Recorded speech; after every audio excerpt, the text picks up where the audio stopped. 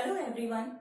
In previous video, we have studied about biotechnology application in agriculture. Now, in this video, I am explaining you the biotechnology application in medical areas. Medical areas में biotechnology में बहुत सारे uses हैं जिनमें हम different type की drugs का formation करते हैं।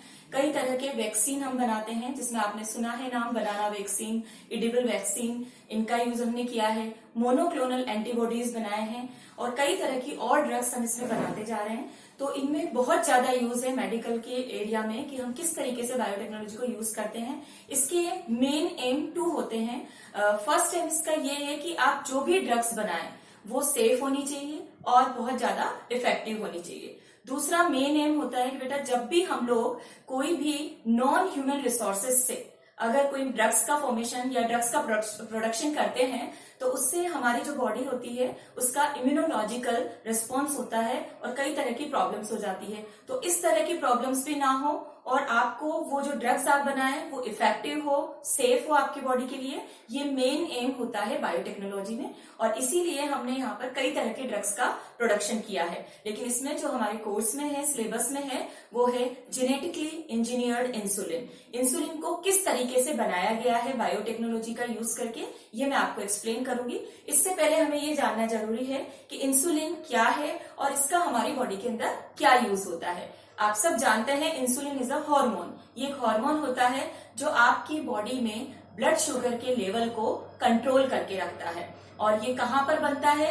ये हमारे पेनक्रियास में स्पेशल टाइप की बीटा सेल्स होती हैं जो आइलेट्स ऑफ लैंगरहैंस में मिलती हैं। वहां पर इसका प्रोडक्शन होता है नेचुरली और ये हमारी बॉडी के अंदर जितना भी ग्लूकोज बनता है उसको ग्लाइकोजन के अंदर चेंज करता है, लीवर के अंदर स्टोर करके रखता है और नॉर्मल हमारी बॉडी के प्रोसेस चलते रहते हैं।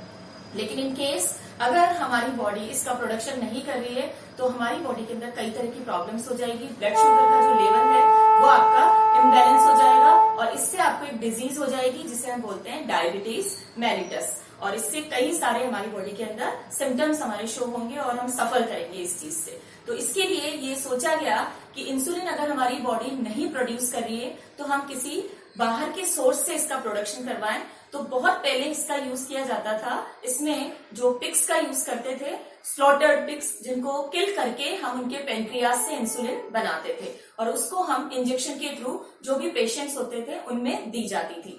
लेकिन इससे कई तरह के साइड इफेक्ट्स हुए। इम्यूनोलॉजिकल रिस्पॉन्सेज हमारी बॉडी ने इंड्यूस किया जिससे कि जो पेशेंट है उनको कई तरह की प्रॉब्लम्स हो गई और बॉडी उसको एक्सेप्ट नहीं कर पा रही थी।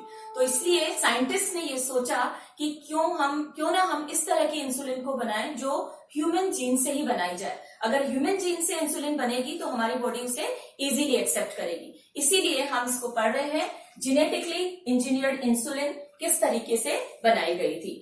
इंसुलिन किस तरह से बनाई गई, इससे पहले हमें इसकी स्ट्रक्चर को जानना जरूरी है। तो पहले हम उसको डिस्कस करेंगे। इंसुलिन हमारी बॉडी के अंदर प्रो इंसुलिन के फॉर्म में बनती है। प्रो इंसुलिन का यहाँ पर क्या मतलब है? प्रो इंसुलिन यानी इनएक्टिव फॉर्म। इनएक्टिव भी हम कह सकते हैं इसे और इमैच्योर फॉर्म भी कह सकते हैं। तो प्रो इंसुलिन के फॉर्म में हमारी बॉडी में बनती है।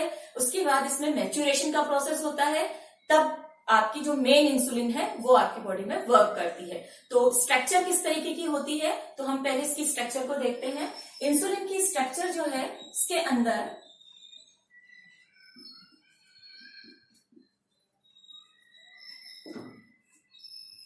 पॉलीपेप्टाइड चेन्स होती है। पॉलीपेप्टाइड चेन से मिलकर ये बनी होती है। 2 चेन स्पेशली मानी जाती है। अगर हम एक मैच्योर इंसुलिन की बात करें तो उसके अंदर सिर्फ 2 पॉलीपेप्टाइड चेन होती है, polypeptide chain A and polypeptide chain B.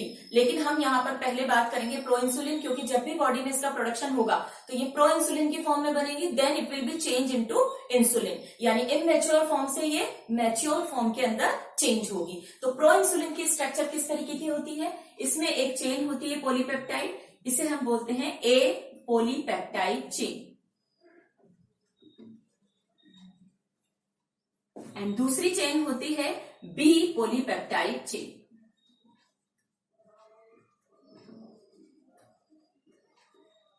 और ये दोनों ही चेन एक तीसरी पॉलीपेप्टाइड चेन से लिंक होती है and that chain is known as C polypeptide chain.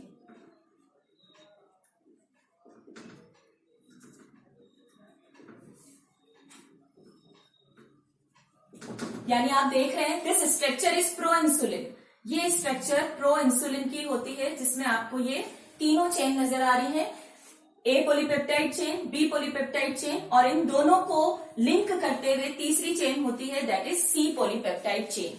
लेकिन इंसुलिन जब बन जाएगी, मेच्योर हो जाएगी, तब ये सी पॉलीपेप्टाइड चेन इसमें नहीं होती। तो what is the use of this chain? ये चेन क्या करती है? आप सबको अगर स्ट्रक्चर के बारे में नहीं पता तो इसमें मैं बता दूं कि एक मैच्योर जो इंसुलिन होती है, मैच्योर इंसुलिन के अंदर ए पॉलीपेप्टाइड चेन और बी पॉलीपेप्टाइड चेन दोनों डाई सल्फाइड बॉन्ड से लिंक्ड होती है। तो यहां पर जो सी पॉलीपेप्टाइड चेन होती है उसका वर्क होता है bring together these two chains, A chain और बी चेन को पास लेके आना ताकि उनमें बॉन्ड का फॉर्मेशन हो। कौन से बॉन्ड का? डाइसल्फाइड बॉन्ड, क्योंकि यहां पर जो ये पॉलीपेप्टाइड चेन होती है ये सल्फर कंटेनिंग अमीनो एसिड से बनी होती है। तो इन दोनों के बीच में डाइसल्फाइड बॉन्ड का फॉर्मेशन तभी होगा जब ये दोनों चेन एक दूसरे के पास में आएंगी। तो सी चेन का वर्क होता है डाइसल्फाइड बॉन्ड का फॉर्मेशन करना। तो ये प्रो इंसुलिन फॉर्म है, लेकिन जैसे ही इन दोनों चेन के अंदर डाइसल्फाइड बॉन्ड का फॉर्मेशन हो जाएगा तो इस चेन का अब कोई यूज नहीं होगा एंड ये चेन जो है वो रिमूव हो जाएगी। यानी अब आपके पास मैच्योर इंसुलिन की बात करेंगे तो मैच्योर इंसुलिन की स्ट्रक्चर आपको दिख रही है, A polypeptide chain, B polypeptide chain, और ये दोनों ही डाइसल्फाइड बॉन्ड से यहाँ पर आपको लिंक नजर आ रही है। तो ये मैच्योर इंसुलिन होती है। मैच्योर इंसुलिन में सिर्फ और सिर्फ ए और बी चेन ही मिलती है। ये भी आपको ध्यान रखना है, ए चेन जो है ये 21 अमीनो एसिड से मिलकर बनी होती है एंड जो बी पॉलीपेप्टाइड चेन होती है वो 30 अमीनो एसिड से मिलकर बनी होती है। So this is the structure of insulin. अब इस इंसुलिन को हमने जेनेटिकली किस तरीके से बनाया है? तो इसके लिए हमने यूज किया है ई कोलाई बैक्टीरिया। ई कोलाई बैक्टीरिया के अंदर हम इन चेन्स को बनाएंगे। मैंने आपको पहले भी बताया है कि इंसुलिन किससे बनेगा? ह्यूमन जीन से। तो ह्यूमन जीन के अंदर हमें ए पॉलीपेप्टाइड चेन का जीन और बी पॉलीपेप्टाइड चेन का जीन दोनों ही ह्यूमन से लेने होंगे और इनसे हम इन दोनों चेन का फॉर्मेशन करेंगे किसके अंदर? ई कोलाई बैक्टीरिया के अंदर। तो इसका प्रोसेस किस तरीके से होता है ये आप देखिए। जेनेटिकली इंजीनियर्ड जो भी इंसुलिन का फॉर्मेशन होगा तो सबसे पहले हमें क्या लेना होगा? ह्यूमन बीइंग जो सोर्स है, ह्यूमन बीइंग से हमें ए पॉलीपेप्टाइड चेन जीन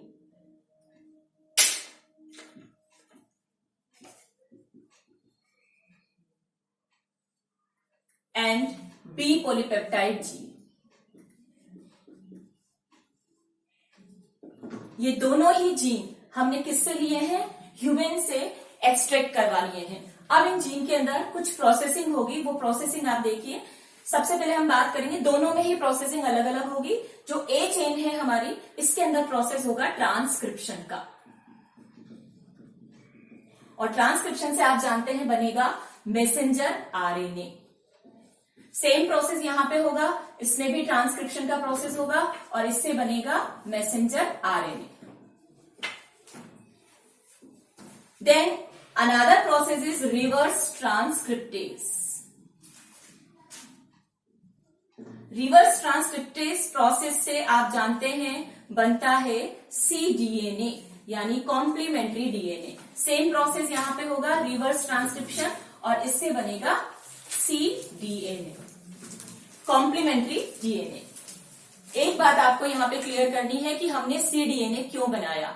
आप यहाँ पर देख रहे हैं कि हम जो ये जीन ले रहे हैं वो ह्यूमन से ले रहे हैं, यानी यूकैरियोटिक का जीन है, और इससे हम प्रोडक्शन करवा रहे हैं ए चेन और बी चेन का। वो किसके अंदर करवा रहे हैं? एक प्रोकैरियोटिक के अंदर, जो कि ई कोलाई बैक्टीरिया है। तो आप जानते हैं eukaryotic gene cannot express in the prokaryotic cell until और अनलेस हम उसको चेंज ना करें cDNA में। तो हमने ये कॉम्प्लीमेंट्री डीएनए इसलिए बनाया है ताकि यूकैरियोटिक जीन एक प्रोकैरियोटिक सेल के अंदर अपने आप को एक्सप्रेस कर सके। अब ये cDNA दोनों ही केस में बन गया है। अब इसको हम जेनेटिकली इंजीनियरिंग, अब यहाँ पर हम जेनेटिकली इंजीनियरिंग जो है होती है हमारी, वो करेंगे। कैसे करेंगे? हम ई कोलाई बैक्टीरिया का प्लाज्मिड लेंगे और इस प्लाज्मिड के अंदर इस सी डीएनए को इंड्यूस कर देंगे। ये सी डीएनए जो है that is induce in the plasmid. Same case यहां पर प्लाज्मिड लेंगे और प्लाज्मिड में इसको इंड्यूस कर देंगे। अब इस प्लाज्मिड को हमें इंड्यूस करना है ई कोलाई बैक्टीरिया सेल में। सेम इसके अंदर भी करेंगे और यहां से ए पॉलीपेप्टाइड चेन यहां बन जाएगी और इस वाले प्लाज्मिड से सेम इसमें भी हम ई कोलाई बैक्टीरिया के अंदर इसे सेंड करेंगे और यहां से बनेगी हमारी बी पॉलीपेप्टाइड चेन। कौन से प्रोसेस से आप जानते हैं कि जब हम प्लाज्मिड को इसके अंदर रखेंगे, सेल के अंदर भेजेंगे, तो प्रोसेस शुरू हो जाएगा ट्रांसक्रिप्शन का और उससे फॉर्मेशन होगा हमारा प्रोटीन का। आप जानते हैं ट्रांसक्रिप्शन होगा, इसके बाद ट्रांसलेशन होगा और प्रोटीन का फॉर्मेशन। और यहां पर वो प्रोटीन क्या है, ए पॉलीपेप्टाइड चेन और बी पॉलीपेप्टाइड चेन। तो हमने यहाँ पर prokaryotic cell E coli bacteria को यूज किया और इन दो अलग अलग बैक्टीरिया के अंदर से हमने ए चेन और बी चेन का फॉर्मेशन किया।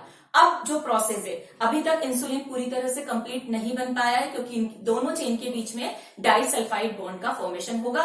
दोनों ही ए चेन और बी चेन को हम ई कोलाई बैक्टीरिया से एक्सट्रैक्ट करेंगे। यहां से हमने इसको एक्सट्रैक्ट किया,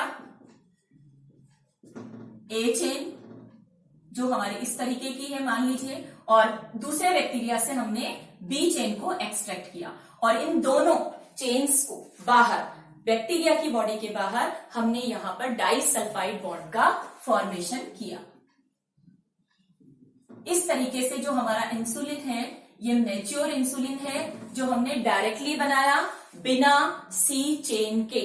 नेचुरली आपको ध्यान रखना है, जो नेचुरल इंसुलिन बनता है उसके अंदर सी चेन एक्स्ट्रा स्ट्रेच होता है प्रो इंसुलिन के फॉर्म में। जब इंसुलिन बन जाता है तो इट विल बी रिमूव, यानी दो ही चेन रहती है। लेकिन यहां पर हमें कोई चेन की जरूरत नहीं है सी की, हमें सिर्फ ए चेन और बी चेन हमने अलग अलग बनाई है और उनको बाहर की तरफ एक्सट्रैक्ट करवा के उन दोनों के बीच में डाइसल्फाइड बॉन्ड का फॉर्मेशन किया है। क्योंकि यहाँ पर हमने ह्यूमन जीन से ये सारा प्रोसेस किया है, जो जेनेटिक इंजीनियरिंग की है, तो इस इंसुलिन को हम बोलते हैं ह्यूम्यूलिन। तो आपको ध्यान रखना है that insulin is known as Humulin के नाम से जानी जाती है।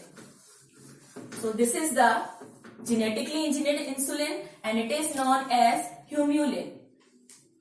और सबसे पहले ये जो प्रोसेस था बनाया था, it is first time introduce bye